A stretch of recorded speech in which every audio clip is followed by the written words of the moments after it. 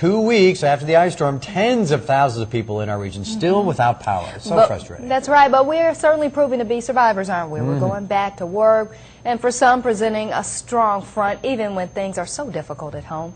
As Johnette Warwick reports, a Marshall County woman is sleeping at work to keep her business going as usual. Business is a little slow at the Village Styling Shop on Benton's Town Square. But now that the lights are back on in the business district, customers are starting to trickle in again. Well, good to see you. And getting a haircut and talking to an old friend just might make Orville Woodcock feel a little better. I was wondering how everybody's doing. Virginia Whitaker has cut hair here since the early 1960s. It's her home away from home. But for almost 2 weeks now, it's been her home permanently.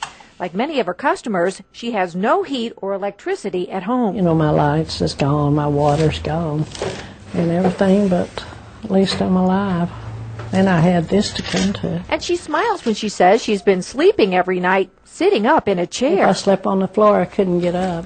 Virginia eats dinner at a nearby church and knows she could stay in a shelter, but It's hard going from one place to the other. I'd rather just get set up in one spot and stay there. Besides, Virginia says she's used to adversity. She's one of 11 children and raised 3 of her own all by herself. And if you think about it, there are advantages to sleeping at work. One thing about it I like, I'm here on time. I never was on time when I had a place to stay, but here I can just jump right up and get with it. To get her through the night, Virginia has a lamp and her favorite book. I'm making up for a lot of lost time. And she's optimistic she'll be back in her real home and a real bed soon. Johnette Warwick, WPSD, Local 6.